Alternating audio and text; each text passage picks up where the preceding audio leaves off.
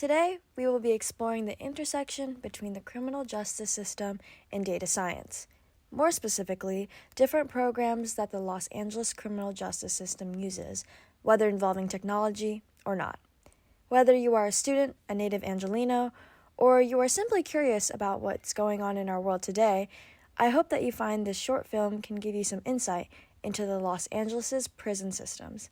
The fault line I will be looking into is Los Angeles County in California, and within this fault line, I will be examining the stakeholders of the Los Angeles criminal justice system, the Los Angeles Police Department, the LAPD, and the Los Angeles prison system. This digital short will examine various programs the Los Angeles criminal justice system uses, involving both technology and non-technological methods. Our discussion today will particularly focus on the impacts of these programs on marginalized groups, such as incarcerated women in the Los Angeles prisons. Since Los Angeles consists of many marginalized communities, how do our stakeholders, such as the LAPD and the Los Angeles prison systems, involve themselves with technology? This digital short will argue why stakeholders, such as the Los Angeles prison system, should pave the way for how the criminal justice system and the Los Angeles Police Department should use technology for the betterment of society. Within the fault line of Los Angeles County, stakeholders of the criminal justice system have experimented with various algorithms, programs, and technologies to enhance effectiveness. The Los Angeles Police Department uses technology, but not for the betterment of safety or uplifting the overall community. Stephen Bohegan, a history professor at California State University, Fresno, delves into this in his paper titled Not So Much Orwellian as Kafkaesque, The War on Crime, Information Sharing Systems, and the Limits of Criminal Justice Modernization and Surveillance in Los Angeles County.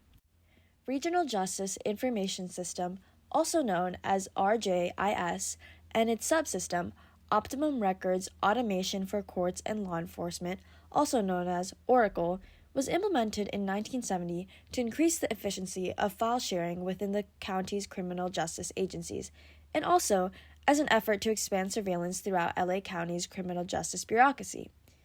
Bohegan's research on surveillance during the war on crime reveals the limits of technological modernization in Los Angeles County's criminal justice system.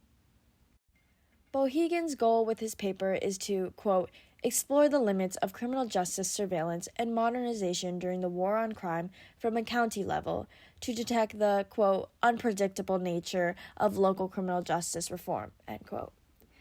This offers a perspective on how the LAPD is using technology and data science in order to be hard on crime. Bohegan's article provides a thorough analysis of shortcomings of surveillance programs within the county of Los Angeles, but I found it falls short in addressing privacy concerns. This opportunity to discuss that technology is not the solution to all of our problems in society, especially when it deals with such a delicate issue such as criminal justice and reform. It becomes clear that technology alone cannot resolve the complexities of Los Angeles County's criminal justice system. While computerization is often seen as a pathway to modernization, it carries inherent risks, particularly when misused, leading to potential privacy issues.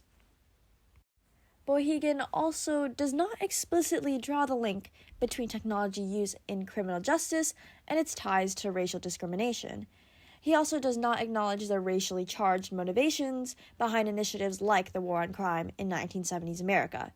With historical context, I think that the RJIS and the Oracle developed during this era are ill-equipped to address the systematic racial biases pervasive in the American criminal justice system.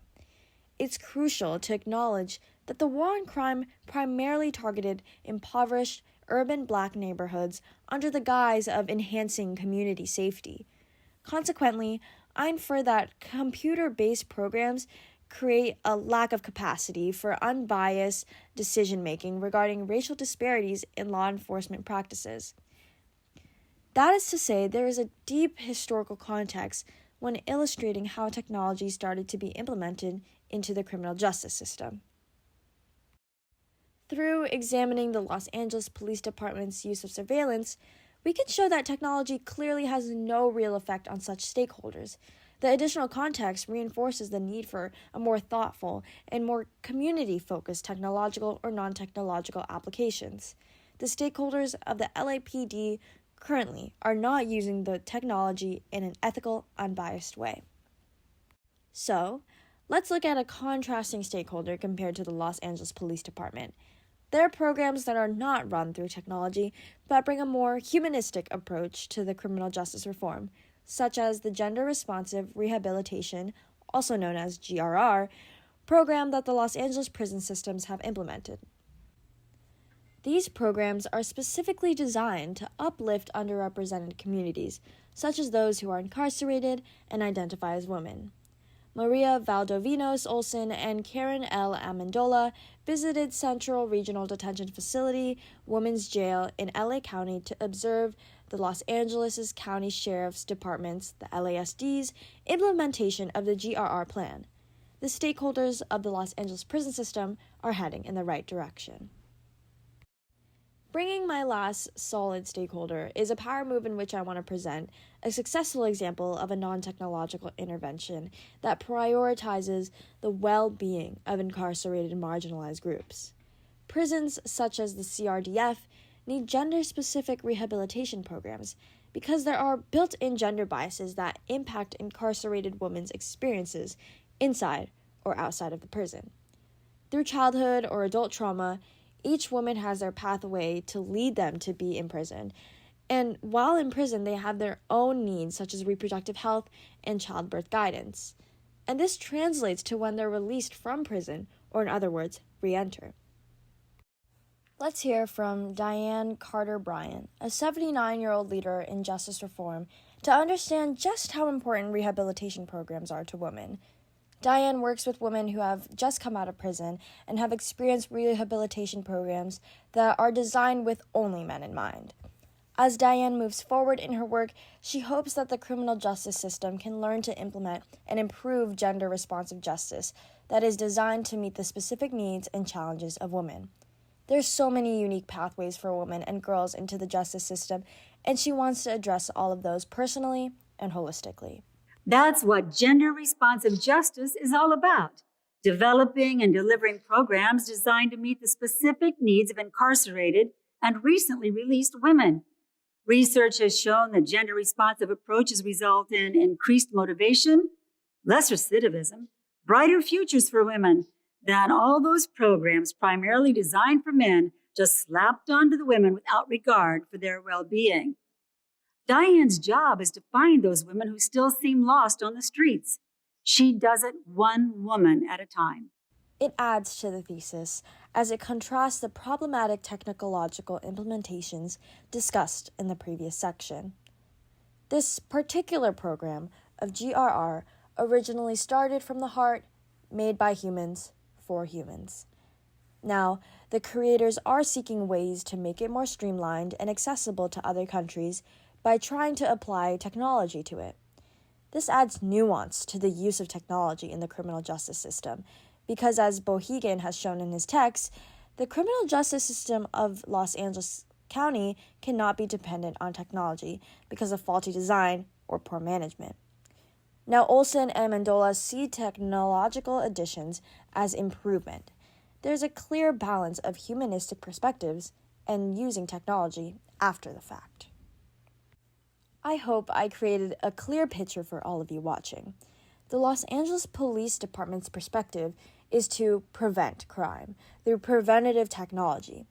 But can we trust such technology to be unbiased or used by people with the right intentions? The LAPD, which uses surveillance technology during the war on crime, raised these concerns and highlights the limitations of relying solely on modernization to address complex social issues that have deep racial biases. Then, with the contrasting Los Angeles prison system's gender-responsive rehabilitation program, it offers a compelling example of how non-technological intervention can foster meaningful reform. Such programs like GRR address the unique needs of incarcerated minorities and underscores the importance of a more compassionate and tailored approach to criminal justice. Our exploration of these stakeholders and their perspectives reveal critical insight that the path to a more just and effective criminal justice system is to balance technology innovation with human-centered strategies. As we move forward, I believe that the criminal justice system should use the Los Angeles Prison System's GRR initiative as a guideline in order to create community-focused initiatives that truly pave the way for progress. The perspective of this stakeholder is more holistic in problem solving versus the LAPD's more technological-based solutions. But of course, as we move forward, the challenge will be to integrate technology in ways that enhance, rather than undermine, the core values of justice and equality. With this ultimate balance, let us hope for a criminal justice system that serves all members of society, particularly those who are marginalized and vulnerable. Thank you so much for watching, and I hope you gain more insight on the stakeholders of the Los Angeles criminal justice system and their views on technological and non-technological programs.